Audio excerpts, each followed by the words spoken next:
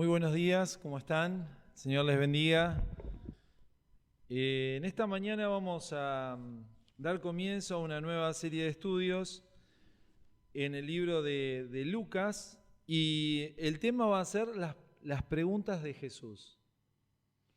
Jesús hizo preguntas y las preguntas que están registradas en los evangelios fueron para las personas que estaban viviendo en ese tiempo, pero también trascienden el evangelio para impactar nuestra vida, para impactarnos a nosotros.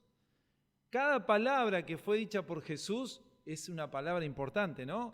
Hay un grupo musical de Estados Unidos que tiene una canción que habla sobre las letras rojas.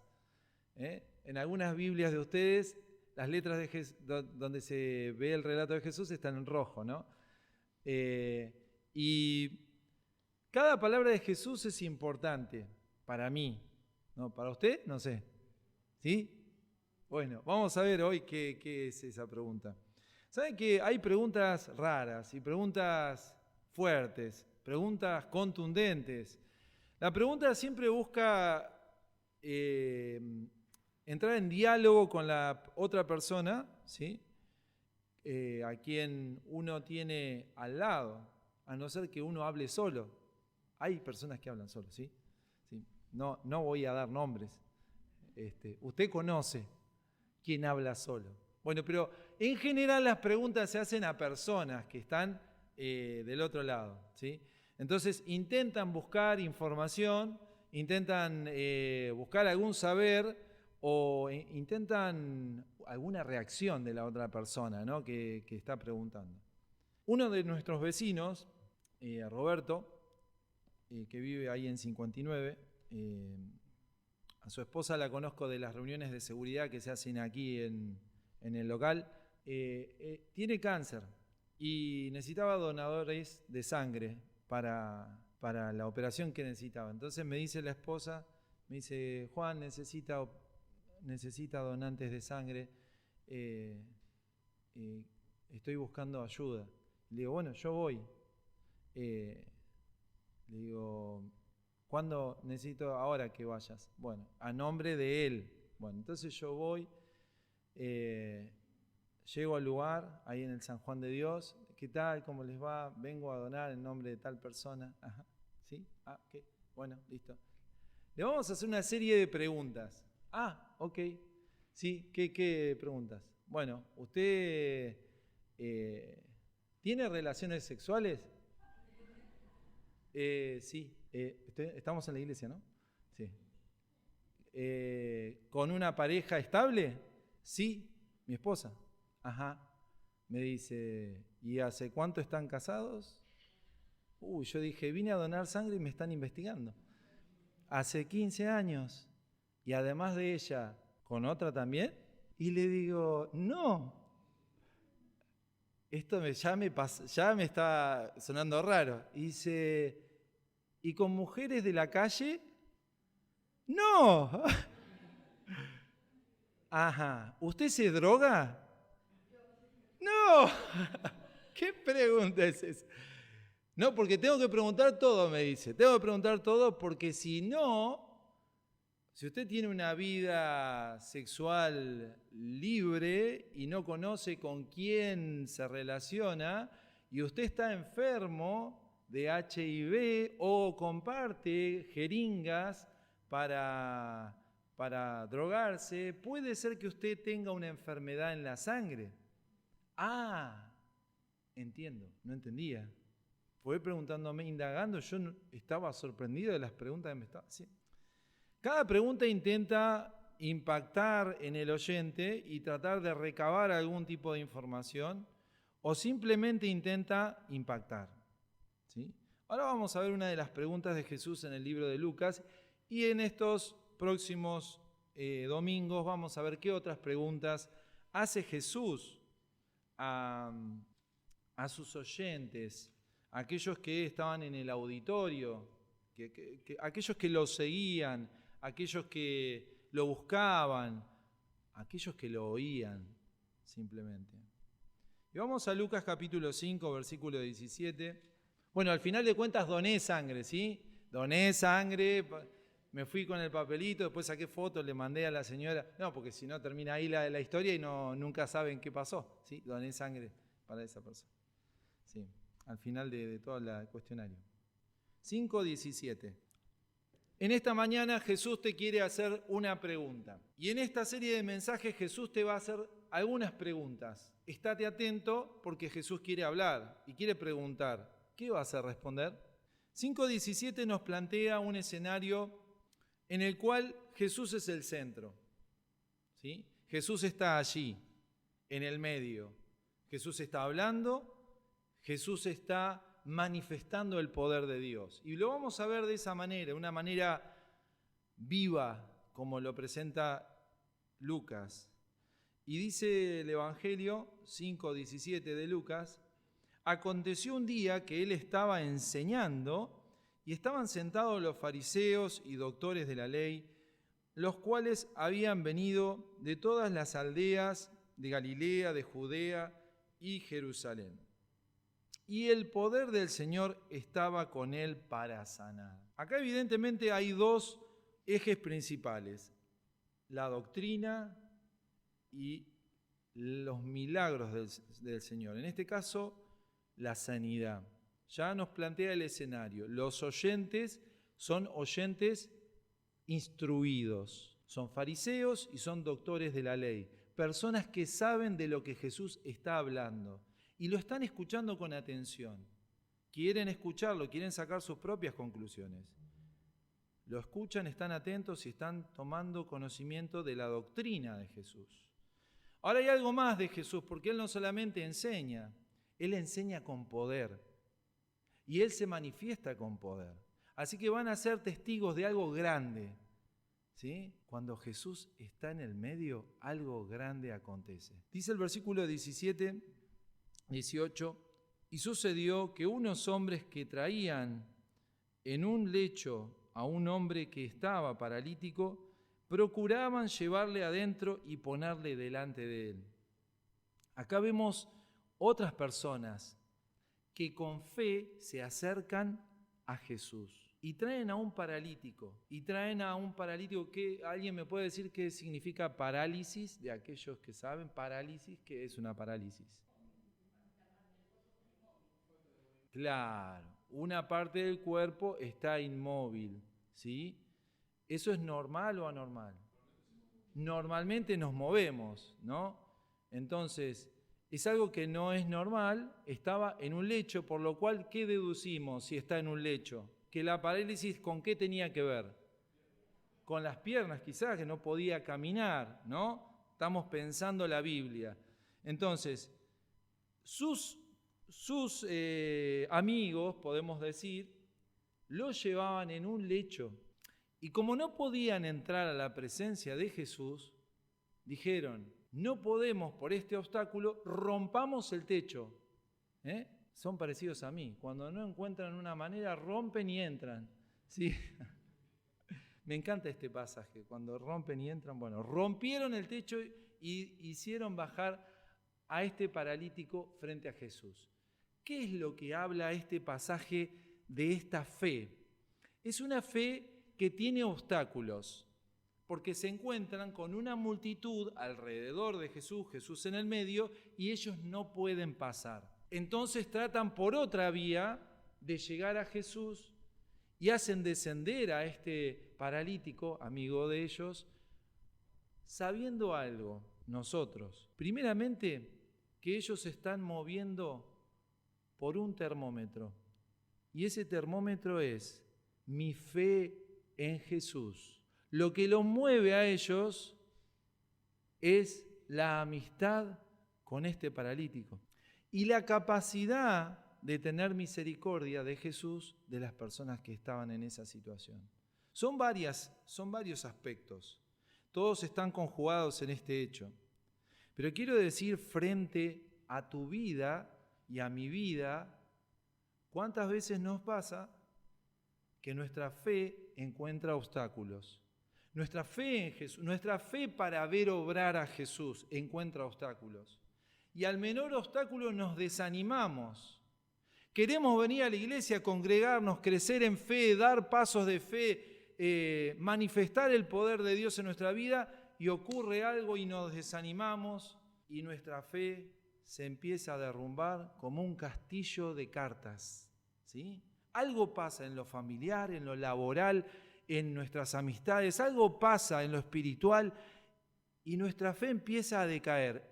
Parece que estos hombres que llevaban a su amigo paralítico encontraron ese obstáculo, lo enfrentaron y lo sortearon para encontrar a Jesús. Ahora, había otras personas en el auditorio y esas personas estaban observando todo.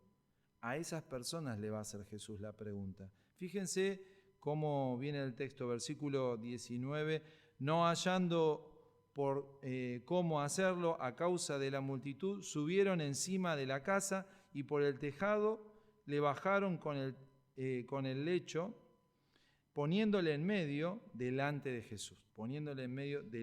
Jesús. Habían intentado ingresar, no pudieron, se fueron por arriba del techo, abrieron el techo, lo descendieron y estaba allí Jesús, la multitud y en el medio el paralítico. Ahora, el versículo 20 abre una situación muy especial que yo quiero que pienses, ¿no? Dice, versículo 20, al ver la fe de ellos, ¿de quiénes son ellos? Sí, la fe de ellos, de los amigos. Le dijo, hombre, tus pecados te son, ¿qué? Perdonados. Ahora, pero ¿cuál era el problema? Perdón, algo me perdí. ¿Cuál era el problema del hombre? ¿No había una parálisis en su cuerpo que no le permitía, seguramente, por lo que observamos, el lecho, caminar? Bueno, sepan que Lucas era doctor. Entonces, estas cosas seguramente le interesaban a Lucas. Y seguramente le conmovía escuchar el relato de Pedro, quizás, hablando de estas cosas, que él era una maravilla para él. Y que todavía hoy, en los hospitales, cuando la ciencia no puede explicar, ¿sabe qué se dice? Esto es un milagro de Dios. Yo lo he escuchado de doctores que no creen en Dios, o que creen que Dios existe así como una idea, ¿no? Ante la imposibilidad de la ciencia. Ahora, frente a esto, nosotros nos encontramos con Jesús. Y el problema por el que lo habían traído era uno, y estaba muy claro en este texto. Ahora, nosotros vemos que Jesús dice algo muy especial. Dice, hombre, tus pecados te son perdonados. Esto es tremendamente importante.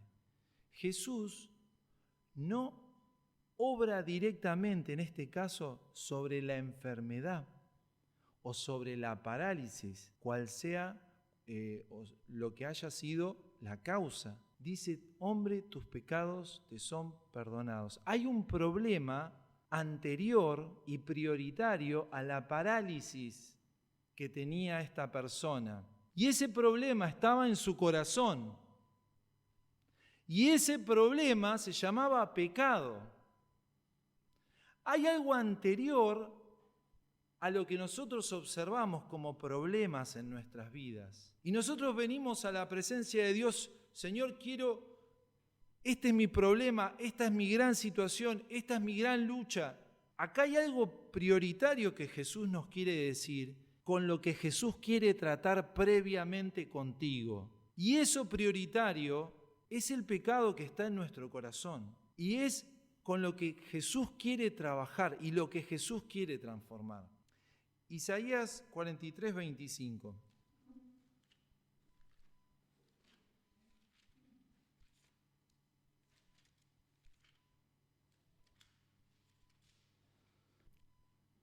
¿Quién lo quiere leer? En voz alta, por favor. Yo soy el que borro tus rebeliones, dice Dios. Ahora, en medio de ellos, los fariseos y los doctores de la ley estaban escuchando que Jesús decía, tus pecados te son perdonados. ¿Cuál fue la respuesta de estos estudiosos de la Biblia? Versículo 21 dice, entonces los escribas y fariseos comenzaron a cavilar diciendo: ¿Quién es este que habla blasfemias? ¿Quién puede perdonar pecados sino solo Dios? Y antes de decir cualquier otra cosa más, quiero pensar junto a ustedes que acá hay algo muy importante que entender. Dios quiere tratar con tu corazón más que con cualquier otra situación que te rodea. Dios dejó la gloria eterna para morir en una cruz simplemente para transformar tu corazón. Más allá de cualquier realidad externa alrededor de tu vida, la cual por supuesto vos querés dejar a los pies de Cristo, está algo por encima de todo, está tu corazón y está el pecado en tu corazón. Y Jesús vino con un propósito, y ese propósito lo vemos en Juan 1:29, Evangelio de Juan, ahí cerca de Lucas, el último evangelio que tenemos en el Nuevo Testamento. Está Mateo, Marcos, Lucas y Juan. Juan capítulo 1, versículo 29, Juan el Bautista, profeta de Dios, dice lo siguiente: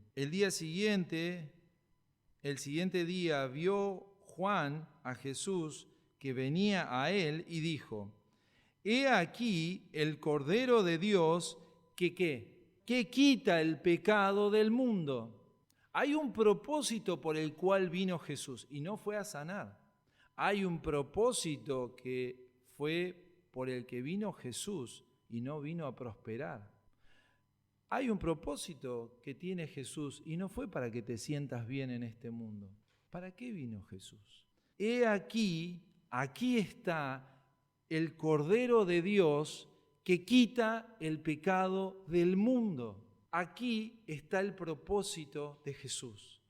Este propósito transformador de las vidas, este propósito único que Dios tiene, por medio del cual transforma las vidas y vuelve a unir la relación con Dios, con el hombre que se arrepiente de sus pecados y vuelve a Él. En este propósito, Jesús le dice, con poder de Dios: hombre, tus pecados te son perdonados. Esta es la palabra. Ahora, frente a esto, los que estaban rodeando, que habían venido a escucharlo, empiezan a pensar. Cavilar es pensar intencionalmente. Y acá aparece la pregunta de Jesús: ¿qué caviláis en vuestros corazones?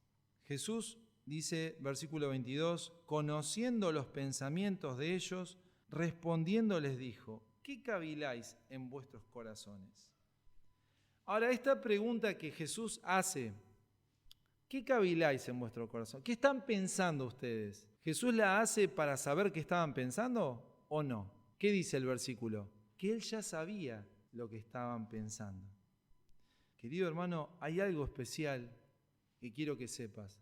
Jesús te conoce. Jesús te conoce. Él sabe qué estás pensando y sabe qué actitud estás teniendo en este momento para con Él. En este momento especial Jesús está en medio nuestro. Nosotros estamos reunidos al nombre de Jesús. Jesús está en medio nuestro. Y quiero decirte, querido hermano, hay dos tipos de actitudes que vos podés tener, o querido amigo que nos visitás por primera vez, hay dos tipos de actitudes que hoy vos podés tener frente a Jesús.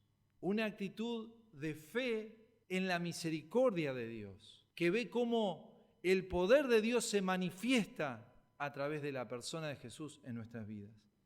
O una actitud cuestionadora y crítica acerca de la fe y acerca de Jesús, que se va con las manos vacías del encuentro con Jesús. Dos actitudes. Este es el gran contraste que nos plantea este pasaje. De este contraste que nos plantea el pasaje, ¿en qué lugar estás en esta mañana? La pregunta sigue vigente. ¿Qué caviláis en vuestros corazones? ¿Cuáles son tus pensamientos para el obrar de Jesús, para la persona de Jesús? Dice el versículo que sigue: entonces los escribas y los fariseos cavilaban diciendo: ¿quién es este que habla blasfemias, ¿quién puede perdonar pecados sino solamente Dios? Y aquí los fariseos se posicionan desde el lado de la crítica, desde el lado de la duda, desde el lado del escepticismo. Y Jesús les pregunta, ¿qué es más fácil decir, tus pecados te son perdonados, o decir, levántate y anda? A ver, yo les pregunto a ustedes, ¿qué es más fácil decir? A ustedes, ¿qué les sería más fácil decir? ¿Tus pecados te son perdonados o levántate y anda? ¿Cuál de las dos es más fácil? ¿Sí? ¿Y ustedes podrían levantar con su palabra a una persona paralítica? Ninguna de las dos es fácil. Jesús tenía el poder para sanar espiritualmente y para sanar físicamente. De él emanaba palabra de sanidad y de restauración espiritual y física. El poder de Jesús podía transformar una vida de perdición total a vida eterna y de enfermedad a salud. Ahora le dice, versículo 24, pues para que sepáis que el Hijo del Hombre tiene potestad en la tierra para perdonar pecados, a ti te digo, levántate, toma tu lecho y vete a tu casa.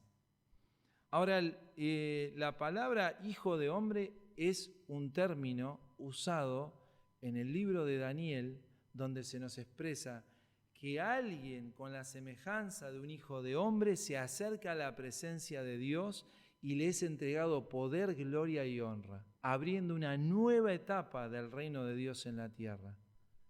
Aquí, cuando Jesús se referencia a sí mismo con el concepto de hijo de hombre, quiere decir lo siguiente: soy el representante de una nueva etapa del reino de Dios en la tierra. Soy el elegido para gobernar, soy el elegido para reinar, soy el Mesías. Ahora, fíjense acá algo muy importante.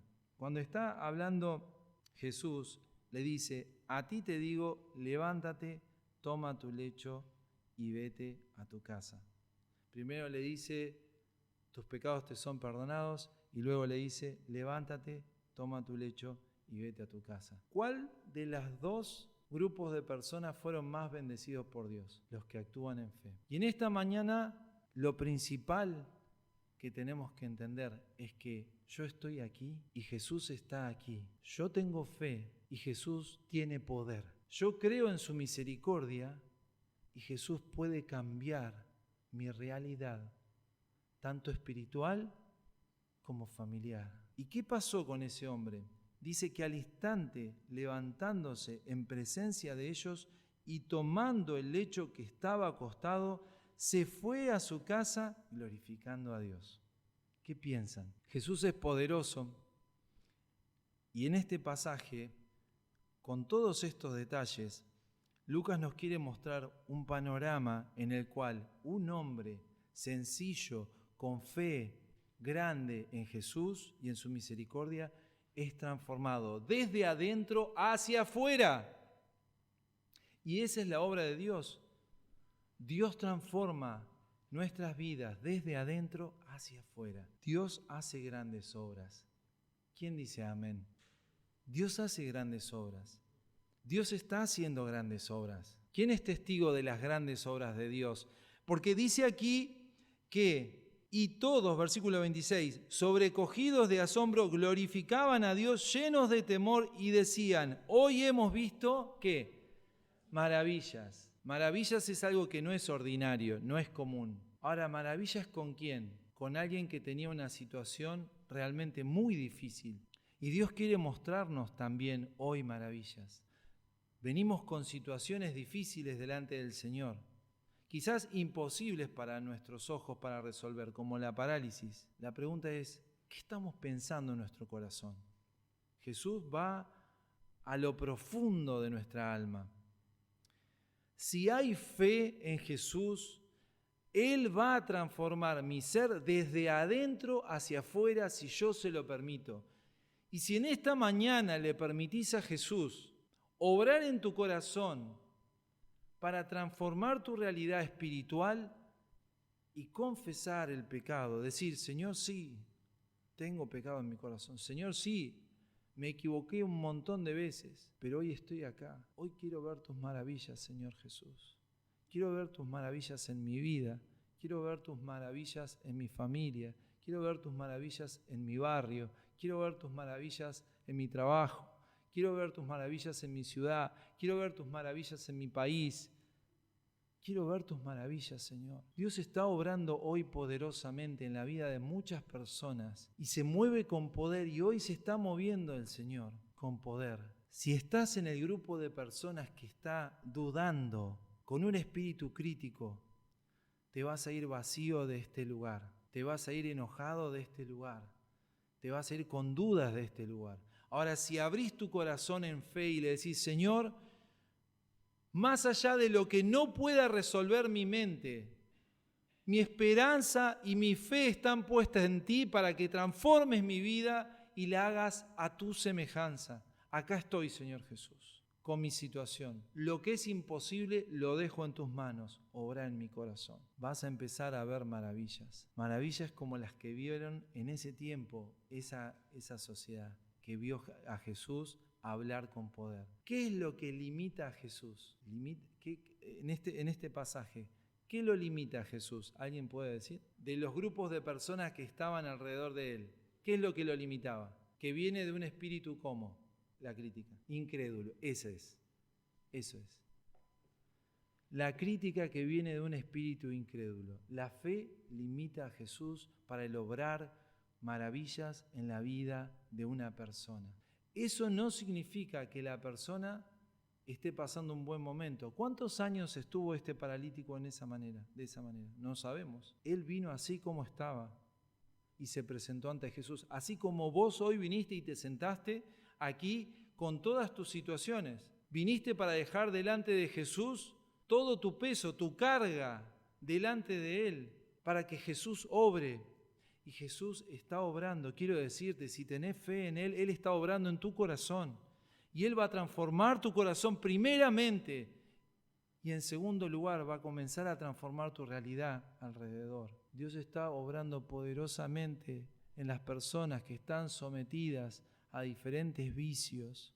Dios está obrando poderosamente en familias destruidas que Él vuelve a unir.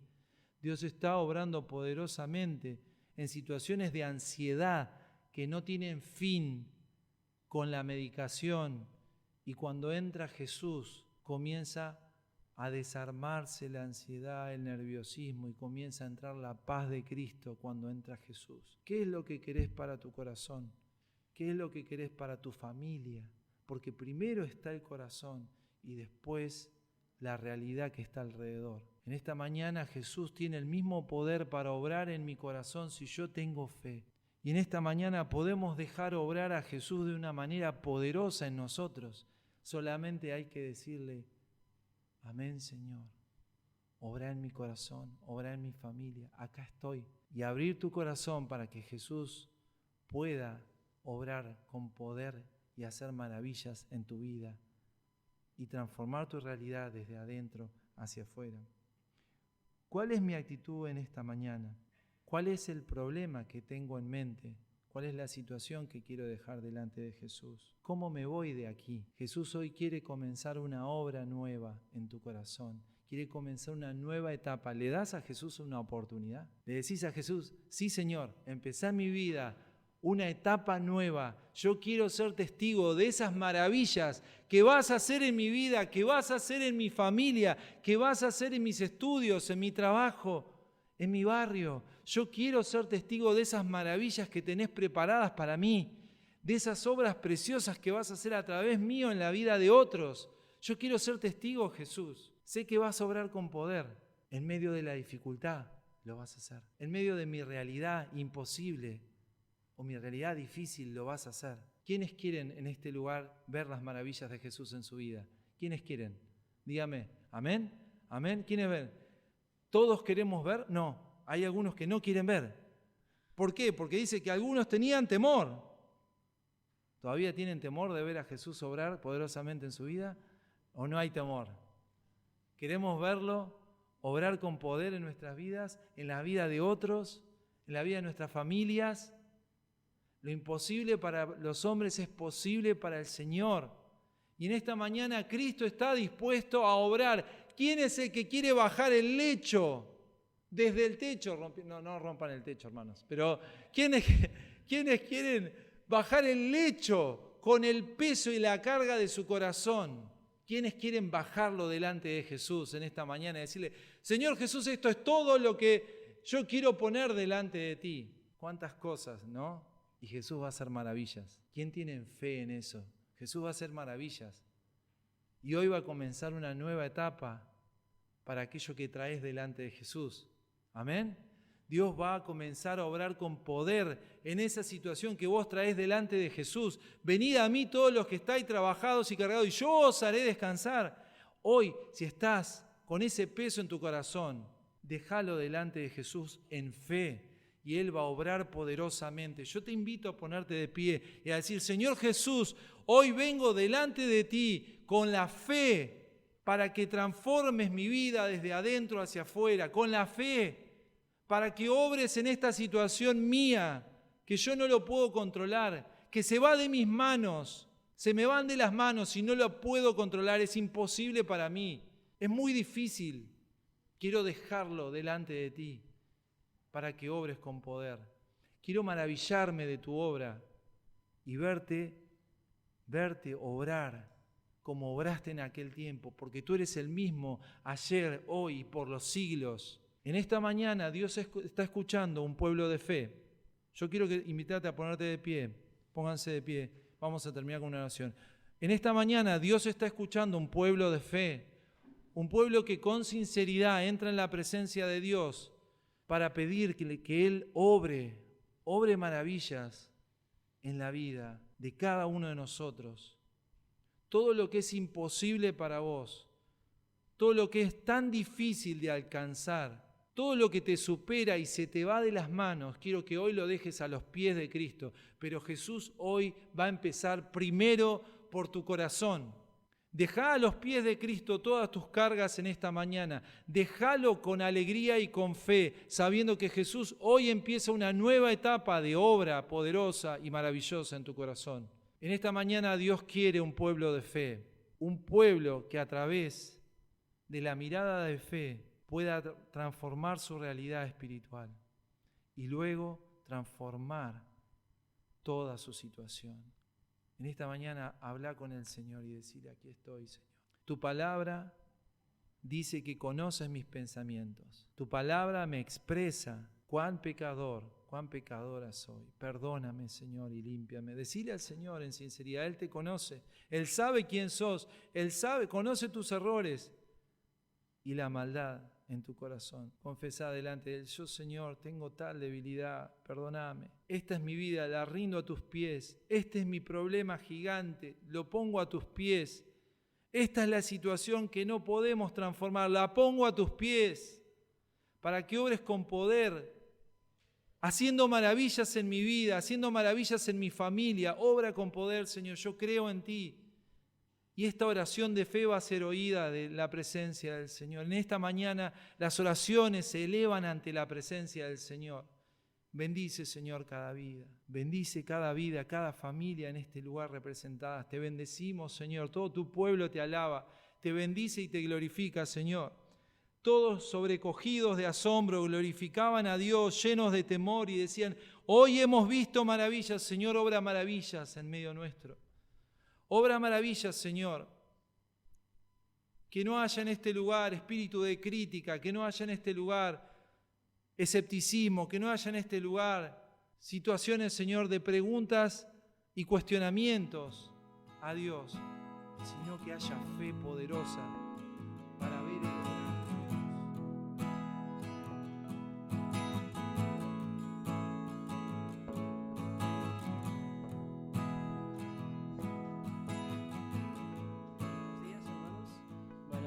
Agradecido al Señor por su misericordia y su fidelidad. Yo quiero contarle un poco mi testimonio personal, luego la familia. Yo acepté en el año 2000 al Señor como mi Salvador a los 22 años. Luego me casé. Desde ese tiempo, desde el año 2000, estamos en el camino del Señor, ¿no?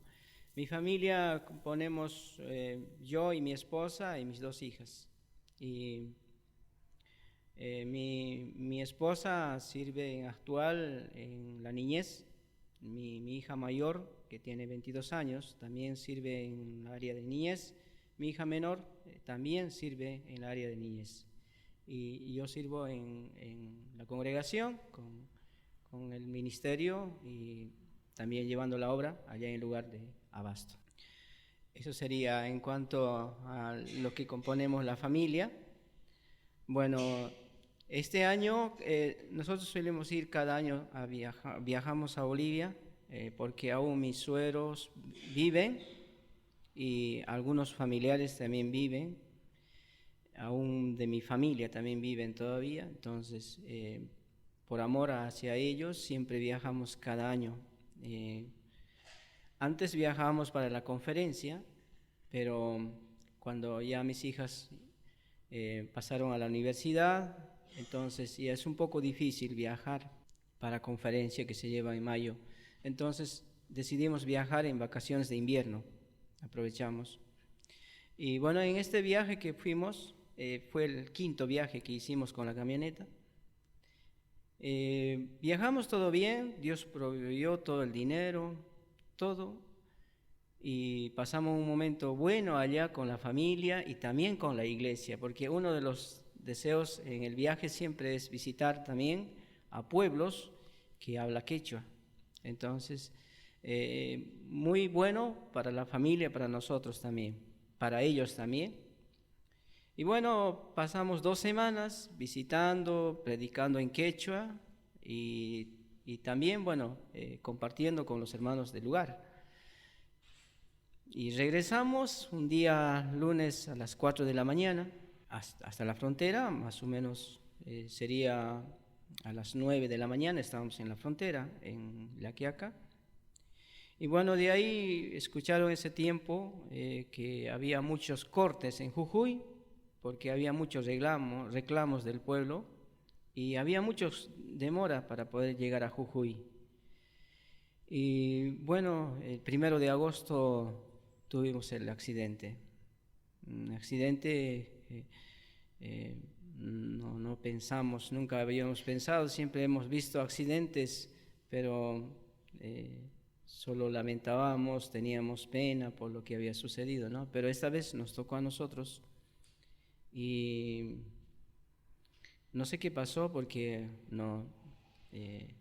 la ruta es recta y no hay ningún inconveniente en la ruta, tiene una banquina buena, el asfalto nuevo y bueno, yo entiendo que Dios lo permitió, preparó así de esa manera. Pensando humanamente uno puede decir, pero yo podía frenar y podía dominar la camioneta, ¿no? Pero no fue así, fue un vuelque impresionante, según las autoridades que levantaron el peritaje, dijeron que volamos 50 metros en el aire, luego 15 metros más volamos y después 10 tumbos.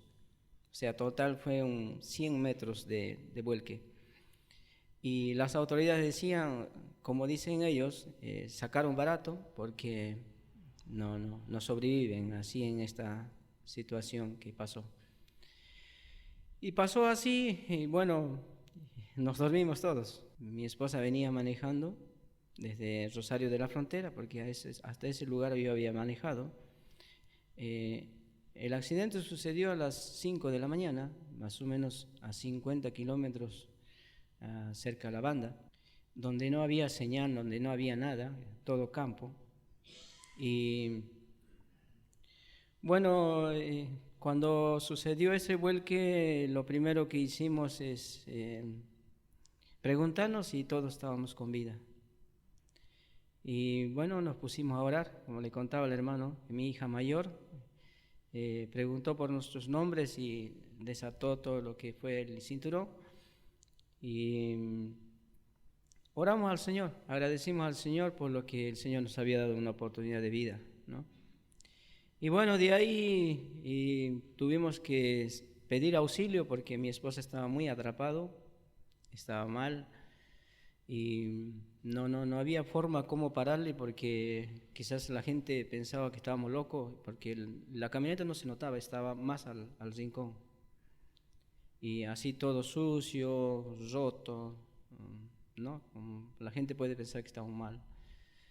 Y bueno, sucedió así y luego paró un camión, mi hija fue y se paró en medio de la ruta y paró, era un cordobés.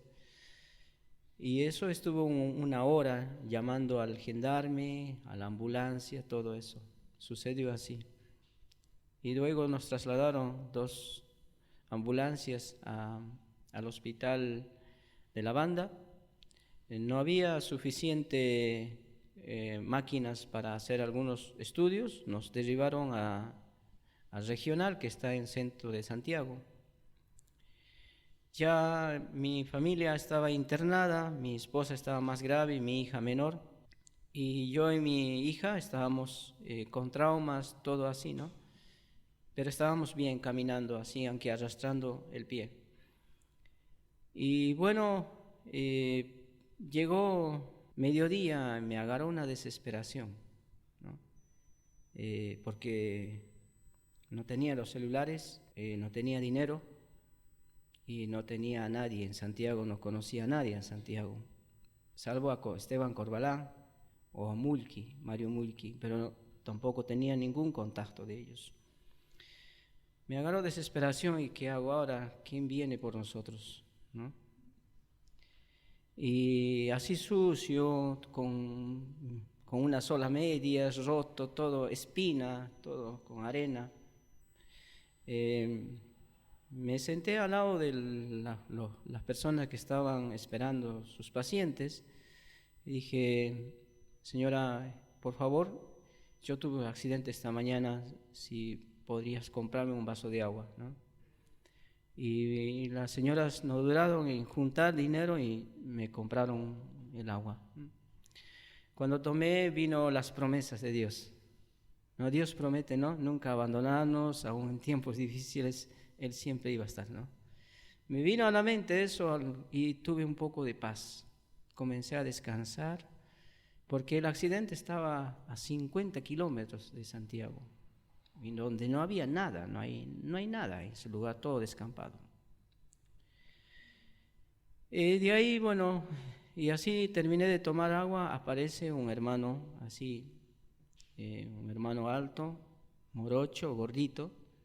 Me dice, ¿usted es su hermano Emilio? Me dice, sí. Mira, yo estoy para servirle. No son de nuestra congregación, es de otra. Yo estoy para servirle. Estoy a disposición. Así que confía en mí. ¿Necesitas comida? ¿Necesitas agua? Sí.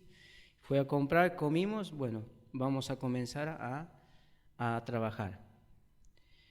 Mi esposa y mi hija estaban internados y fuimos al accidente donde sucedió, a recoger las pertenencias, todas esas cosas, dinero, todo. Y cuando fuimos, pasamos por el lugar, ya más o menos era 7 de la noche. Fuimos a la comisaría, ya la camioneta ya lo habían llevado. Después de esto, el hermano predicó el evangelio al comisario. Y ahí el jefe del comisaría recibió al Señor. Y el hermano me animaba, me fortalecía, me decía, este accidente no ha sido en vano. Si no hubiera sido el accidente, el jefe, el comisario, no había aceptado al Señor. Luego el otro, que es el ayudante del comisario, también recibió al Señor, ¿no? Así entre las preguntas. Luego regresamos a Santiago, más o menos a las 11 de la noche. Por el camino yo venía, ya comido todo, pero estaba afligido porque como no conozco en Santiago, ¿dónde voy a dormir? ¿Dónde llevo las cosas? Tenía muchas pertenencias, bolsones. ¿A dónde llevo? Yo quizás duermo en el hospital, pero mi hija no. Llegamos al hospital y el hermano me dice, vamos a cargar a esta camioneta. Y lo cargamos. No me dijo nada el hermano, ahora va a ir a descansar. Y yo en mi mente dice, me llevará a su casa, ¿no? Y me llevó más o menos a 10 minutos del hospital regional y ahí me llevó a un hotel de 5 estrellas. Nunca había, en toda mi vida nunca había descansado en un hotel de 5 estrellas donde llegan los famosos. Me llevó ahí, me dice, hermano, usted va a descansar aquí con su familia, así que báñese, descanse, yo el día de mañana, a las 8 de la mañana yo estaría ahí. El hermano venía como de San Miguel del Monte. Entonces yo dije, pero hermano, yo no tengo dinero para pagar. No, hermano, no te preocupes de esto está todo pagado. Desayuna bien, almuerce bien, cene bien, todo está pagado. Bueno, solo quedaba agradecer al Señor porque algo que yo no podía hacer en la condición de economía que estuve, porque tenía 23,000 pesos para poder llegar, tenía 110 litros cargados la camioneta. Llegaba hasta a Rosario, de ahí 10,000 pesos más llegaba y los 15,000 pesos tenía para comer. Porque había comprado gomas nuevas allá, la camioneta estaba impecable. Todo había planeado todo esto, pero el Señor no, hasta acá nomás. Después, al día siguiente, el hermano viene, mira, un hermano que va a venir a comer con nosotros, ¿no? Y en el mismo hotel. Y el hermano vino, el hermano que ofrendó el hotel vino, era un hermano que trabajaba en el gobierno, era el ministro de Ciencias Tecnológicas. Gracias, hermano. De Ciencias Tecnológicas. Y él vino a comer y a almorzar con nosotros, con mi familia, y me dice, mira, yo escuché a través de la noticia que te pasó esto, el accidente, pero yo quiero ser parte de tu aflicción, de tu necesidad. Déjame que te sirva. El tiempo necesario, quédate en el hotel, está todo pagado. Y solamente era gratitud y llanto por la alegría, porque el Señor estaba respondiendo, ¿no? Después yo pregunté cuánto era cada día, era algo de 80,000 pesos. Sumando las 2 semanas era bastante dinero para mí, pero todo eso Dios hizo, ¿no? Luego el hermano movió casi medio Santiago a los creyentes, los hermanos que venían a visitarnos de BBN, otras iglesias que pasaban por nosotros. En el hospital nos atendieron bien, estábamos bien comidos, la gente que nos trasladaba al hospital nos trataba bien, todo era algo que no sucede hoy en estos días, que no lo vemos así. La gente está todo renegado, está nervioso, apurado, pero donde estábamos la gente era muy amable, los médicos, todo era algo maravilloso. Bueno, el hermano hasta el día que vinimos aquí, hasta el aeropuerto nos acompañó, ¿no? Siempre día tras día orando por nosotros, ¿no? Bueno, pude entender muchas cosas, entendí ahí en el accidente, como una de las cosas que entendí es que el Señor tiene mucho pueblo en todo lugar. Yo me confiaba en mis hermanos de la iglesia, en mi familia. Como le decía que en Santiago no tenía ni un hermano, pero entendí que Dios tiene un pueblo grande y cada creyente recibe el amor de Cristo y con ese mismo amor sirve al Señor. Es algo que aprendí yo personalmente de eso.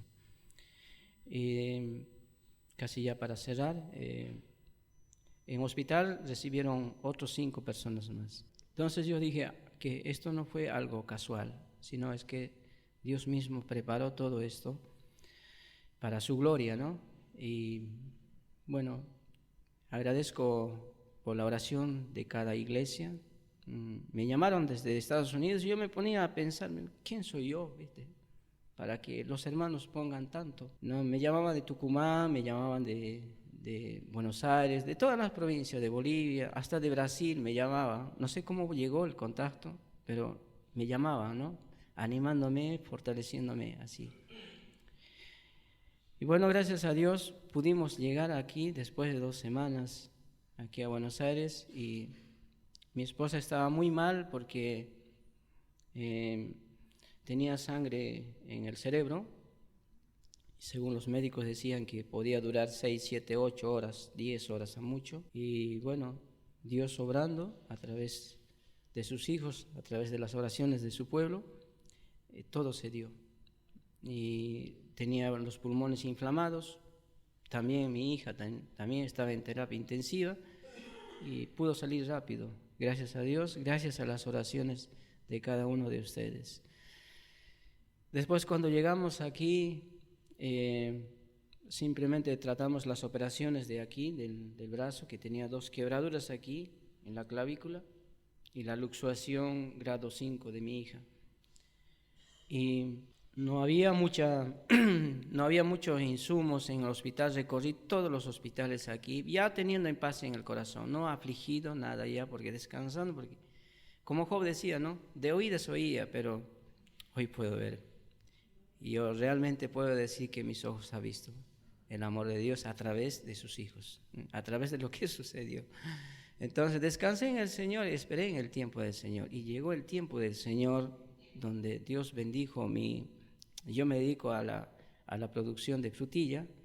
Dios bendijo toda mi producción y pude juntar todo el dinero, y ahora, gracias a Dios, ya mi esposa ya está operada, mi hija ya está operada, ya está en plena recuperación, está muy bien, gracias a Dios. Pero también agradezco a los hermanos de la iglesia local, donde yo me congrego. Los hermanos han demostrado ese amor, ¿no? Desde el día que llegué a la casa, ellos comenzaron a trabajar donde yo trabajo, y cada hermano venía cada noche así, en turno, venía a comer con nosotros, a compartir con nosotros. Hasta hoy en el día vienen los hermanos. Entonces, algo que yo también aprendí acerca de eso es que vale la pena, hermanos, invertir en la vida de las personas, porque un tiempo pasé con ellos, hoy ellos respondieron a mi necesidad. Vale la pena, hermanos, compartir, invertir el tiempo en vida de las personas. Un día, cuando pasamos una necesidad, ellos están ahí presentes. Así que eso sería, hermano, y muchísimas gracias, hermanos, por sus oraciones, y gracias, hermanos. Bien, vamos a dar lectura, luego vamos a orar. El libro de San Lucas, capítulo 6, versículo 46 y 49. Son 3 versículos que vamos a desarrollar en esta mañana. Lucas, capítulo 6, versículo 46, 47 y 48 y 49. Vamos a dar lectura. Dice así la palabra de Dios: ¿Por qué me llamáis Señor, Señor, y no hacéis lo que yo digo? Todo aquel que viene a mí y oye mis palabras y las hace, os indicaré a quién es semejante. Semejante es al hombre que al edificar una casa cavó y ahondó y puso el fundamento sobre la roca. Y cuando vino una inundación, el río dio con ímpetu contra aquella casa, pero no la pudo mover, porque estaba fundada sobre la roca. Mas el que oyó y no hizo, semejante al hombre que edificó su casa sobre tierra sin fundamento, contra la cual el río dio con ímpetu y luego cayó, y fue grande la ruina de aquella casa. Señor, bendiga su palabra. Vamos a orar. Nuestro Dios, agradecemos en esta mañana al estar aquí, tu pueblo reunido, con un solo propósito, un solo deseo de alabarte, de poder seguir aprendiendo de tu palabra, porque tu palabra tiene poder, Señor. Tu palabra es el que cambia, transforma nuestra vida y nos instruye, nos dirige cómo debemos conducirnos en tu camino. Padre Dios, te rogamos que tú bendigas este tiempo, Señor. Tú habla a tu pueblo a través de tu palabra. Oramos agradecidos en el nombre de nuestro Señor Jesús. Amén. Bueno, aquí vamos a hablar acerca de los 2 cimientos, ¿no? Aquí seguramente hay albañiles, ellos saben perfectamente cuando una casa se construye, cómo se construye, ¿no? Pero aquí en el versículo 46 hay una pregunta, ¿no?, de parte del Señor. Dice así: ¿por qué me llamáis Señor, Señor, y no hacéis lo que yo os digo? Una pregunta es afrentarle si estamos dispuestos a obedecerle, ¿no? Es equivalente a decirle como en forma de burla, cuando en Marcos capítulo 15, versículo 18, menciona, ¿no?, cuando los judíos se burlaron, ¿no? Por supuesto que el Señor era el Rey de judíos, Rey del mundo, Señor de los señores. A veces, mis queridos hermanos, afrentamos, ¿no?, cuando no estamos dispuestos a obedecer lo que dice el Señor. Pero sin embargo, decimos: Señor, Señor, ¿verdad es Señor de nuestra vida? Y nuestro Señor Jesús mismo va a ilustrar a través de estos dos cimientos, ¿no? A veces nuestra boca va por una parte y el corazón por otra parte, ¿no? Podemos llegar a aparentar como hijos de Dios, ¿no? No es suficiente cuando nosotros venimos con la Biblia simplemente los domingos o las reuniones que hay, escuchamos la palabra y luego nos vamos para la casa. No es suficiente, porque Dios quiere algo que lo que hemos escuchado a través de la palabra de Dios quiere que pongamos por obra, quiere que vivamos lo que hemos escuchado. Mateo capítulo 7, versículo 21. Habla ahí: no todo aquel que dice Señor, Señor. A veces nosotros mismos podemos llegar a engañarnos. También equivale a engañarnos a nosotros mismos el pensar que por solo oír las palabras de Cristo sin tener que ponerla por obra, como les decía, ¿no? Podemos llegar a engañarnos. Pero no basta solo con eso, sino Dios demanda vidas comprometidas, vidas que realmente vivan como seguidores de Cristo. Ahora, en el versículo 27 dice: todo aquel que viene a mí y oye mis palabras y las hace, os indicaré a quién es semejante. Versículo 48, semejante es al hombre que al edificar una casa cavó y ahondó y puso el fundamento sobre la roca, y cuando vino una inundación, el río dio con ímpetu contra aquella casa, pero no la pudo mover porque estaba fundada sobre la roca. Que solo aquellos que vienen a Cristo como al Señor, a quien obedezcan, y no solamente como a un maestro, a quien oigan. Lo que aquí el Señor quiere que obedezcamos a su voluntad, no solamente oír como un maestro, ¿no? Uno puede venir aquí y decirle: mira, qué linda predicación, ¿no? Escuché, la verdad me tocó mi corazón, pero hasta ahí nomás. Lo que Dios quiere es todo lo que hemos escuchado y hemos aprendido, quiere que pongamos por obra. Ahora el Señor lo va a comparar con estos dos cimientos. Edifican sólidamente para su alma y para la eternidad, pues son casa edificada sobre la roca. Cuando nosotros ponemos en práctica, vivimos una vida que como el Señor quiere, estamos edificando sólidamente para nuestra alma y para la eternidad. Pues esa casa está edificada sobre la roca, que es Cristo. Estos son los que excavan y ahondan a fin de poner fundamento seguro en la roca que es Cristo, como sobre la fe, que levantan excelentes materiales, ¿no? Cuando uno quiere edificar, aquí está nuestro hermano Rubén, es arquitecto, ¿no? Hay que excavar para poner un cimiento a lo más profundo para que la casa esté firme o el edificio esté firme.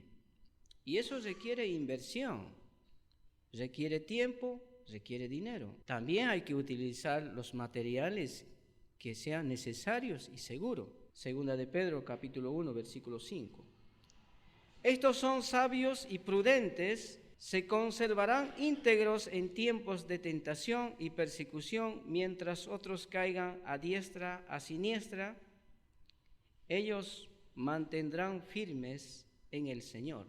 Efesios capítulo 4, versículo 1. ¿Sabes qué, mi querido hermano y hermana? Cuando nuestro fundamento está bien cimentado en la roca que es Cristo, probablemente en la vida va a venir tiempos de aflicción, tiempos de necesidad, como pasó con mi familia.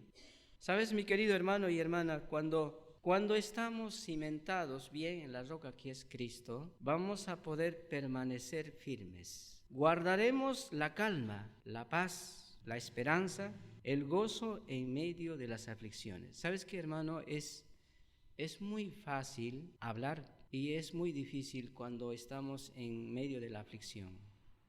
Es otra cosa. Ahí es donde la fe trabaja, mi querido hermano y hermana. Montón verdades, montón de la Biblia yo puedo hablar, pero el Señor me quiere ver ahí en medio de la aflicción. Pero yo quiero decirte, hermano y hermana, cuando estamos bien fundados, nuestra fe fundada en la roca, estamos bien cimentados en Jesús, guardamos calma, tenemos paz en el corazón, no estamos afligidos, renegados porque pasó. Quizás puede haber, mi esposa venía manejando, ¿sabes qué, hermano y hermana? Veníamos manejando trecho a trecho. Yo de Bolivia a las 4 de la mañana manejé hasta la frontera. De la frontera mi esposa manejó hasta Güemes, con tantos cortes, demoras que había, 4 horas de demora, después 3 horas, así sucesivamente. Desde las 9 de la mañana pudimos llegar a Güemes, creo que 9, 10 horas, pudiendo hacer 2 horas. Luego manejé hasta Rosario Frontera. Después agarró mi esposa, venía manejando hace 2 horas recién. Pero mantenemos calma, la paz y la esperanza y el gozo en medio de las aflicciones. Santiago claramente habla, no gozaos en las pruebas, pero es difícil, hermanos, en el momento. Solo cuando estamos cimentados en Cristo es el único que produce, hermanos, calma, paz, esperanza y gozo. Yo pude experimentar, mi querido hermano y hermana, pude experimentar eso. Por eso ahora descanso en el Señor. La camioneta está todo destruida, no sirve más. Yo pagaba contra todo riesgo. Llamé al seguro, le dije, me pasó esto. ¿Sabes qué me dijo el seguro? No te cubre. 13 años de aporte. En un momento mi esposa se renegó, pero ¿cómo? 13 años de aporte y contra todo riesgo. ¿Y cómo puede ser? No, dije, mantengamos calma y tengamos esperanza. Dios tendrá sus tiempos. Dios tendrá sus tiempos. Y así, hermanos, ahora continuamos. Las inundaciones y los torrentes son símbolos de las tentaciones y aflicciones de toda la vida humana. Estos vendrán siempre, porque el Hijo de Dios debe ser probado. Su fe debe ser probado. Como acabamos de cantar, quiero ser barro. Y Dios va a moldear como Él quiere. Es fácil cuando decir al Señor, tú eres mi luz, cuando la cosa está bien. Pero es difícil cuando estás pasando un momento difícil. O sea, difícil decirle, Jesús es mi luz, mi salvación. Los hijos de Dios vamos a ser probados. Porque es necesario, hermano. Dios va a probar nuestra fe. Quizás no como pasé el accidente, quizás de otra manera.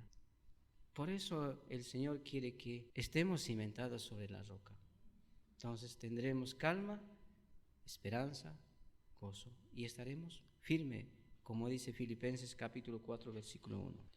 Entonces la buena construcción que está puesto en Cristo se pondrá especialmente a prueba. Por eso les decía que los hijos de Dios vamos a ser probados por el Señor. Pero la eternidad feliz de los tales está asegurada, puesto que son guardadas por el poder de Dios mediante la fe para alcanzar la salvación y no perecerán jamás, como dice Juan capítulo 10, versículo 28, ¿no? No vamos a perecer. El Señor siempre nos guardará, como yo lo he experimentado en estos 3 meses. Pasamos al otro versículo, versículo 49. Mas el que oyó y no hizo semejante es al hombre que edificó su casa sobre tierra sin fundamento, contra la cual el río dio con ímpetu y luego cayó, y fue grande la ruina de aquella casa. En cambio, los que contentan con un mero oír de las palabras de Cristo y no de vivir, según ellas están abocados a un desengaño fatal y irremediable, pues son imprudentes y locos como un hombre que edifica su casa sobre la tierra sin poner su fundamento, sin poner su base. Así edificó una casa encima de la tierra sin cimientos, la cual no pudo resistir el torrente, sino al instante derrumbó y fue grande la ruina de aquella casa. Ahora, esta casa pudo ser más espaciosa, hasta más hermosa que la otra. Como les decía, ¿no? El albañil no tuvo que gastar tanto tiempo ni tanto dinero en excavar y ahondar para poner el cimiento, como lo hizo el primero. Pero tan solo para el Señor un alma es una ruina tan grande a los ojos de Dios. El Señor no quiere eso. Aquí es semejante esto, ¿no? A las personas que solamente escuchan y no ponen por obra, y ellos están en peligro. Vendrán aflicciones a la vida, fácilmente no van a poder permanecer firmes, no van a tener ni esperanza, ni gozo, ni calma, ni paz. Para terminar, ¿qué nos enseña, hermanos, parábola de 2 cimientos? La obediencia a Dios se compara con la construcción de una casa sólido, base que permanece firme en medio de los torrentes, confianza en Jesucristo. ¿Cuál es la enseñanza de estos 2 cimientos? La importancia de hacer la voluntad de Dios. Muchas veces, como les decía, escuchamos, pero no lo hacemos. Lo que el Señor pide es que escuchemos y hagamos lo que Él quiere que hagamos. Entonces tendremos una base firme, fuerte en nuestra vida. Ahora, para hacer a Jesús como el Señor de nuestras vidas, y uno se pregunta, pero ¿cómo voy a lograr para que Jesús sea Señor de mi vida? ¿Qué es lo que debemos hacer? En primer lugar, debemos acercarnos a Dios. Proverbios capítulo 8, versículo 17 habla de que debemos acercarnos a Él, en primer lugar. En segundo lugar, debemos oír la palabra de Dios para fortalecer nuestra fe. Hebreos capítulo 11, versículo 6, Romanos capítulo 10, versículo 17. Tercer lugar, debemos testificar como hacedores de la palabra de Dios, Santiago 1:22. Entonces, hermano y hermana, nuestro cimiento estará fuerte. Estaremos cimentados en la roca que es fuerte, nuestro Señor Jesucristo. Vendrán momentos difíciles. Estaremos firmes, hermanos. Que el Señor bendiga su palabra. Vamos a terminar con una oración.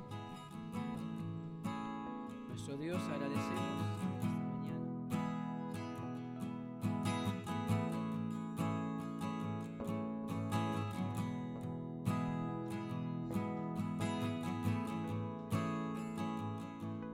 Buenos días. Vamos rápidamente a lo que vamos a estar mirando. Ustedes van a estar mirando acerca de la continuación del tema de este mes. A ver, ¿alguien se acuerda qué era lo que estábamos viendo este mes? Salvo el domingo pasado que tuvimos la reunión aniversario. Eran preguntas, ¿sí? Preguntas, y en esta oportunidad tenemos una pregunta en el libro de Lucas. A ver si tenemos ahí la cita. Sí, ahí está. Así que, hermano, ayúdeme a la lectura de la Escritura. Vamos a buscar San Lucas, versículos 22 al 25, como dice ahí. Tenemos todos ya. Veamos que en todo este relato hay muy pocas palabras del Señor Jesús. En mi Biblia están en rojo, no sé en la suya, pero dice, versículo 22, aconteció un día que entró en una barca con sus discípulos y les dijo, pasemos al otro lado del lago y partieron. Pero mientras navegaban, él ¿qué dice su Biblia? Se durmió. ¿Ha navegado alguna vez usted? Quien les habla 2 veces, quien les habla es un hombre de tierra. Así que las 2 únicas veces que me subí a un barco fue primero en el viaje de bodas y quedé así, todo mareado. Y eso que salimos ahí a unos 10 metros de la playa. Y el otro, cuando estaba trabajando, fuimos a pescar acá al río. No le digo lo que hice en las 6 horas que estuve en el barco. En el bote, digamos. Bueno, hombre de tierra, ¿eh? No soy un hombre de mar. Así que se ve que el Señor Jesús estaba cansado. Porque ¿qué dice la Biblia? Se durmió, como cualquier hombre cansado. Así que seguimos con las lecturas. Y se desencadenó una tempestad de viento en el lago y se anegaban y peligraban. Y vinieron a él y le despertaron, diciendo: Maestro, maestro, que perecemos. Despertando él, reprendió al viento y a las olas, y cesaron, y se hizo bonanza. Y les dijo, aquí está la pregunta del día de hoy: ¿dónde está vuestra fe? Y atemorizados, se maravillaban y se decían unos a otros: ¿quién es este que aun los vientos y las aguas manda y le obedecen? Bien, hasta ahí la lectura. Algunos datos. Este relato también está en Mateo y en Marcos, o sea, en los 3 evangelios sinópticos, ¿sí?, se relata esta historia. Cada uno, o sea, Mateo, que era uno de los discípulos, estuvo presente. Los otros 2, Marcos y Lucas, están contando cosas que ellos no vivieron, pero sí escucharon que pasó. ¿Ok? O sea, Mateo fue el único de los discípulos que estuvo presente en ese momento. Juan no lo relata. Juan también estuvo ahí, pero no lo relata. ¿Ok? Mateo, Marcos y Lucas cuentan esta historia. En Mateo tenemos algunos otros detalles. Por ejemplo, dice que Jesús subía al barco y sus discípulos lo siguieron. ¿Ok? Como el maestro fue al barco y como buenos discípulos, sus discípulos, bueno, sigamos a ver a dónde va. También dice que se levantó la gran tempestad y que luego de la gran tempestad hubo una gran bonanza. 2 extremos distintos, dice Mateo. Una gran tempestad y una gran bonanza, ¿sí? 2 grandes extremos. Marcos, que es el más extenso, como ustedes podrán ver, la lectura de esta historia son, en este pasaje en el que leímos nosotros en Lucas, son 4 versículos. En Mateo también son 4. En Marcos es el más largo, son 7 versículos. Agrega Marcos: cuando llegó la noche, subieron al barco. Así que Marcos también nos da otra idea. Nos da un horario cercano, a la tardecita, ya cuando estaba llegando la noche. Dice que había estado enseñando el Señor Jesús. Todo el día había estado enseñando. Así que por eso puede ser el cansancio después en el dormir. Marcos también dice que fue una gran tormenta en medio del lago. No estaban ni cerquita de la orilla, estaban en medio del lago. Y sí, muy aterradora. Dice que Jesús dormía en la popa. A ver, ¿quién sabe de barcos? ¿Cuál es la popa? La parte de atrás. ¿Quién dijo? No escuché. Bien, Pablo, es la parte de atrás. Usted habrá escuchado, vamos, viento en popa. ¿Qué significa? Que el viento te pega de atrás y vos podés ir bien, para adelante, te va llevando el viento. Bueno, se ve que estaba durmiendo en la parte trasera del barco. Digamos que esta es la única oportunidad que los evangelios mencionan que Jesús durmió. Jesús dormía todos los días seguramente, pero acá es la única mención, agotado de la larga jornada de la enseñanza. Muy bien, vamos a ver entonces alguna fotito. Ahí teníamos el Estado de Israel, vemos la división, vemos aquí abajo el Mar Muerto, este espejo de agua aquí abajo, el más largo. Si vamos hacia arriba, ahí está, por el Jordán, llegamos a ahí. Ese es el lugar de este relato. Vamos al próximo, vamos a verlo más cerquita. Ahí está, tiene varios nombres. En realidad es un lago, no es un mar, porque es agua dulce, pero es llamado mar de Tiberias, porque está Tiberias hacia ahí al margen. Ahí está, muy bien, gracias. Mar de Tiberia, o también se llama Mar de Genesaret, que es otra ciudad que, bueno, ahí no se alcanza a ver. Tiene varios nombres, ¿sí?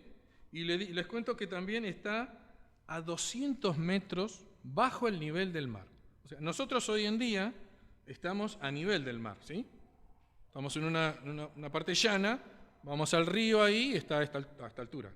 Bueno, ese lago está a 200 metros más abajo nuestro. ¿Se entiende? Está como en un pozo, en un gran pozo. Está rodeado de montañas y tiene una dimensión aproximada de 21 kilómetros de arriba hacia abajo, de norte a sur, que es la parte más larga, y tiene un ancho máximo de 13 kilómetros. Es un gran espejo de agua. Hay muchos barcos, se pesca, y lo más curioso es la profundidad que tiene.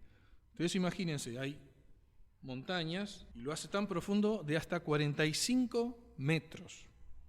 Nosotros nos ahogamos en 2 metros, así que imagínense 45 metros hacia abajo de agua. En el medio del lago es lo que escuchamos el relato en esta mañana. El ministerio del Señor Jesucristo se desarrolló cerca de este lugar, en las ciudades costeras. Si buscamos Nazaret, está hasta acá, donde se crió el Señor Jesús. Ahí en las orillas de este lago, por ejemplo, vivían Pedro, Santiago y Juan, que eran pescadores, o sea, conocían este lugar, ¿sí? El padre de ellos tenía una empresa seguramente y todos trabajaban de la pesca. O sea que subir a un barco, navegar en estas aguas, para ellos no era algo raro, era normal. Lo conocían bien. He estado buscando, vimos la próxima, bueno, ahí tenemos, fíjense las montañas, en una de las partes, es amplio, digamos. La que sigue, vamos a ver unas costas. La que sigue, bueno, miren el tamaño de las montañas. Ahí vemos un barquito más moderno, con un lago que generalmente es tranquilo. Pero hay información que dice que en media hora, con un viento, digamos, sin prevención, que empieza a haber viento, en media hora solamente pueden alcanzar olas de 2 metros. No sé qué sería de mí si estuviera en un lugar con olas de 2 metros, ¿sí? Una ola de 2 metros te tapa el barquito, digamos.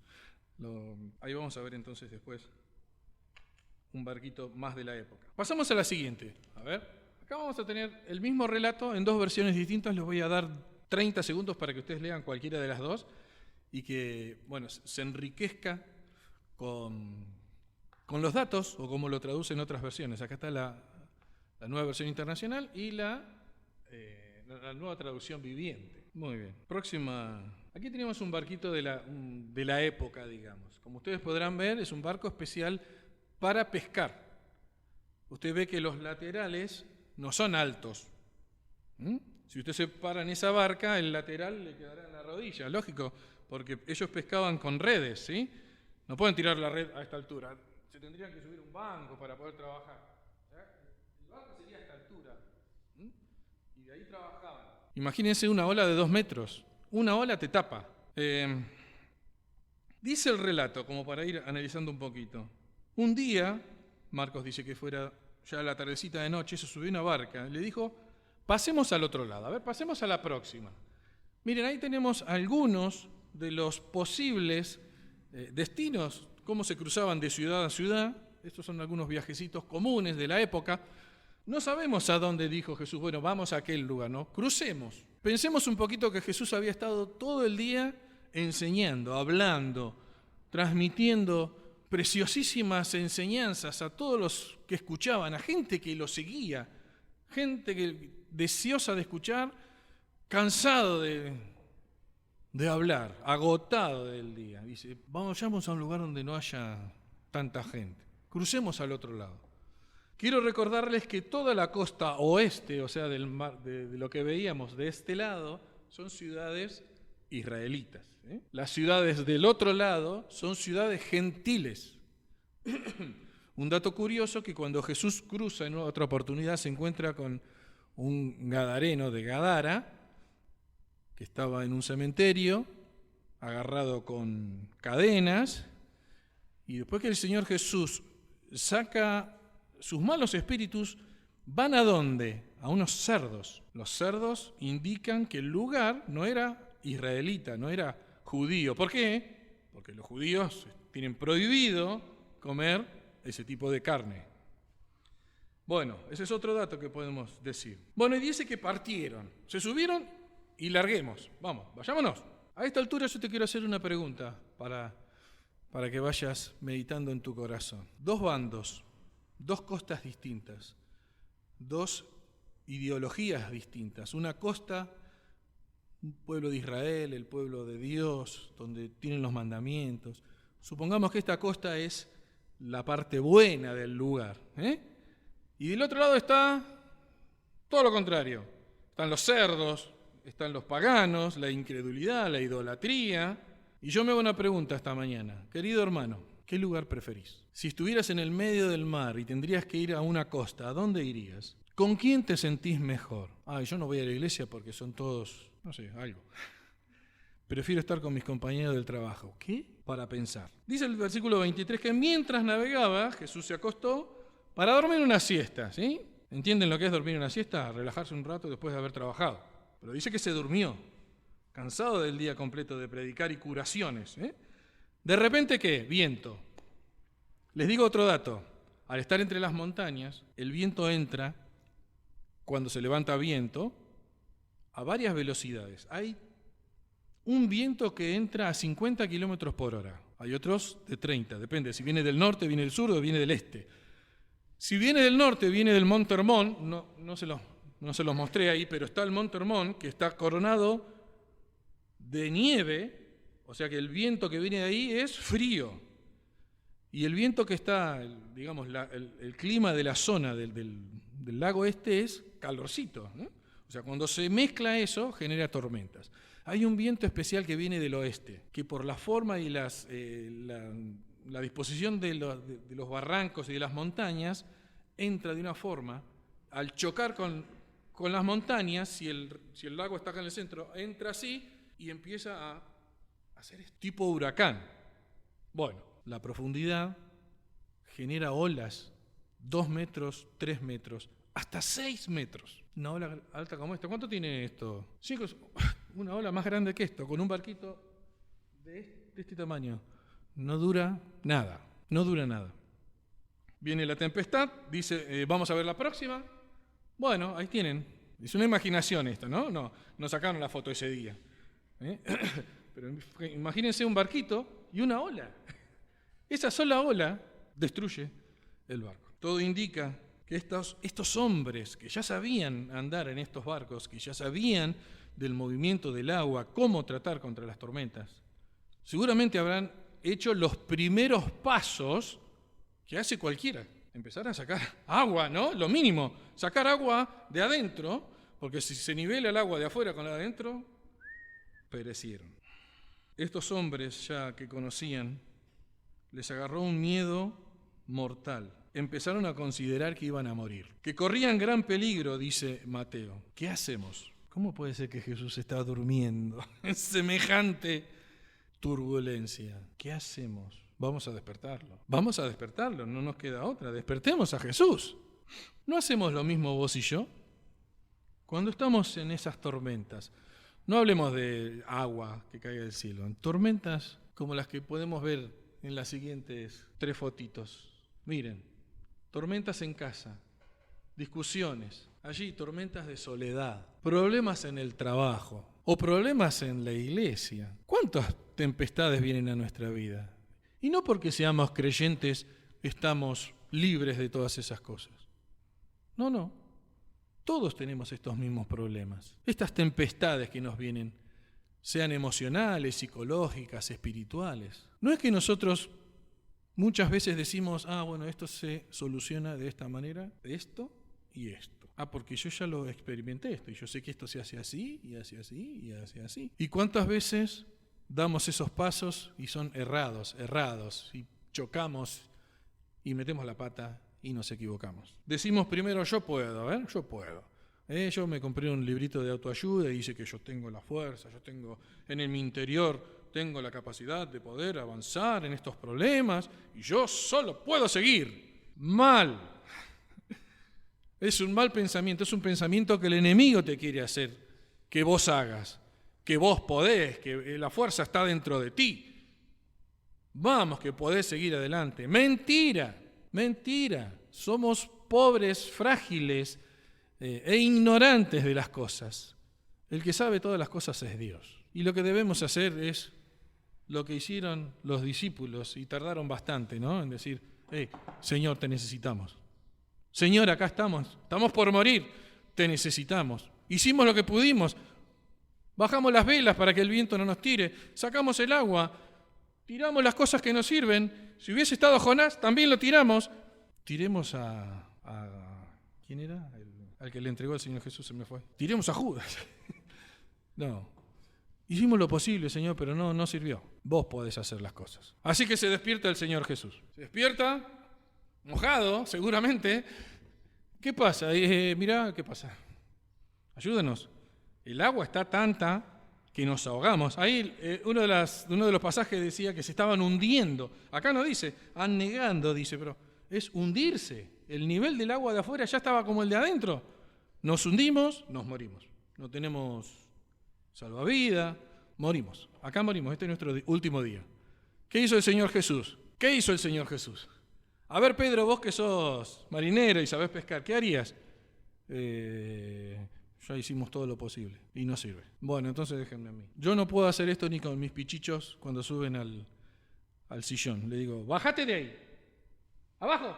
Y no me hacen caso los pichichos. El Señor Jesús le dijo, ¡shh!, al viento. Y a las olas le dijo, pará un poco, ya está. Calla, enmudece. Así nomás. Y como perritos así muy, digamos, con mucho miedo, con la cola entre las patas, el viento quiso. Paró. ¿Y las olas? ¿Qué pasó? A ver. Quedó todo así, supóngase. Cuando vemos un mar así o un río así, ¿de qué decimos? Es un espejo. Es una pileta. Una paz terrible. Me imagino los discípulos que digan, gracias Señor, porque ahora es todo paz, ha vuelto todo a la normalidad, está todo sereno, es todo dicha, afuera del barco. Adentro del barco todavía está lleno de agua, ellos están empapados, las cosas que necesitaban están flotando afuera. O sea, hay un trabajo todavía que continuar, nos tenemos que secar, peinar un poco. El Señor te da la solución para toda tu vida, querido hermano. Pero vos me puedes decir, sí, pero yo todavía tengo problemas con la adicción. No puedo dejar la pornografía. No puedo dejar el cigarrillo, el vicio, el alcohol. No puedo dejar algunas cosas. Esas son las cosas que después que Jesús calmó toda la tempestad, estaban todavía ahí. Pero lo importante, queridos hermanos, es que Jesús esté en tu barca, que Jesús esté en tu corazón. Porque a pesar de las tormentas de afuera, si Él está dentro, nadie va a hundir ese barco. Si Cristo está en tu vida, vengan los problemas que vengan, aferrate al Señor Jesús, porque el enemigo no va a poder contra ti si tenés a Cristo en el corazón. Si vos hacés como los discípulos, ir a buscar a Jesús antes de que esté todo hasta la frente, digamos. Querido hermano, si todavía estás sufriendo o hay algo que te ata a este mundo, sean pasiones desordenadas, o algunos trastornos psicológicos, vicios, pecados, pide al Señor Jesús, primero que suba a tu barca, que entre en tu corazón. Y Él dentro del barco podrá transformar tu vida de adentro hacia afuera. Todas las leyes que los gobiernos hacen para sacar a los jóvenes de las drogas, de todas las cosas que hay en este mundo, son leyes que se ponen y que se mandan de afuera hacia adentro. Vamos a bajar la edad para mandar a todos a la cárcel. ¿Va a arreglar el corazón del hombre? No. Solamente el que arregla el corazón es el Señor Jesús, de adentro hacia afuera. Pídele al Señor que Él tome el control de tu barca, de tu corazón, de tu vida, y solo Él podrá hacer el gran cambio. Versículo 25, y ya llegamos al final. Llegamos a la gran pregunta. Recordemos que vimos una gran tempestad. Luego de la gran tempestad, una gran bonanza. Pero en el medio de esos dos extremos hay un gran Dios que es el que hace la transformación, de la tormenta a la calma, del interior hacia el exterior. Y ahora la pregunta es, ¿dónde está vuestra fe?, les preguntó el Señor. ¿Dónde está vuestra fe? Otras versiones dicen, ¿qué pasó con su fe? O, ¿dónde está su fe? ¿O dónde está la fe de ustedes? Ustedes recuerden que ¿quiénes eran los que estaban en el barco? ¿Gente común? Eran gente común, pero eran personas que no conocían a Jesús, eran sus discípulos. Lo conocían a Jesús. No era gente, digamos, desconocida. Por ahí el dueño del barco sería un desconocido, no sé. O capaz que el barco era de la empresa de Pedro, de Juan o de Santiago. Pero la mayoría de los que estaban ahí eran conocidos de Jesús. O sea, si el Señor Jesucristo estuviera acá, no le va a ir a preguntar allá al del frente, ¿dónde está tu fe? Te lo pregunta a vos, me lo pregunta a mí. Creyentes, hijos de Dios, que tenemos años estudiando la palabra del Señor. Y hoy te pregunta, ¿dónde está tu fe? ¿Dónde está mi fe en esta mañana? Alguno podría decir, mira, mi fe está tan chiquitita que casi desaparece. Y porque las cosas de la vida, me puse de novio con alguien que no era creyente, me fui de la iglesia, me aparté del Señor, no sé, tengo cosas que me atan al mundo, no sé, mi fe está muy chiquita, casi por desaparecer. Pero estos hombres, en esta oportunidad, estaban viendo día a día, hora tras hora. Estaban en un campamento continuo, digamos, ¿sí? Comían juntos, dormían juntos, caminaban juntos, veían cómo Jesús sanaba, cómo Jesús multiplicaba el pan, cómo Jesús caminaba sobre el agua, cómo Jesús mandó detener el viento. Semejantes cosas. Y les pregunta, ¿dónde está tu fe? No es la primera vez que le preguntan. Miren, tengo anotado acá Mateo 6:30, hombres de poca fe, les dice, a los mismos discípulos. Mateo 8:26 es el versículo paralelo del que estamos leyendo. Mateo 14:31 le dice a Pedro, cuando Pedro estaba caminando por el agua y empezó a hundirse, el Señor Jesús lo levanta y le dice, hombre de poca fe, ¿por qué dudaste? Mateo 16:8, ¿por qué pensáis en vuestros corazones, hombres de poca fe? Y Mateo 17:20, por vuestra poca fe no pudieron, les dice, sanar a este enfermo. Y el Señor Jesús sí lo pudo sanar. La pregunta es, ahora, a ver, ahí está, ¿dónde está tu fe? ¿Tu fe está puesta en el Señor Jesús? Eso sería buenísimo que todos respondiéramos que sí.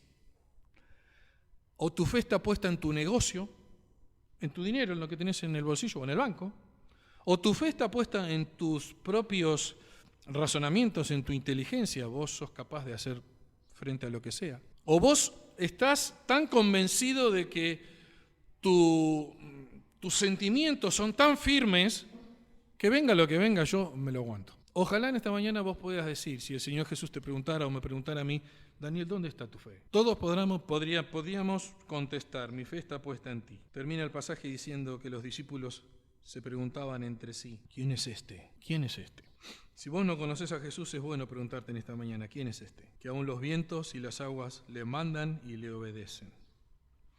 Miren, queridos, el resto del capítulo, si usted lo quiere leer o lea los títulos de ahí, el Señor Jesús está ejerciendo su señorío sobre los elementos. Por ejemplo, acá sobre el viento, sobre el agua.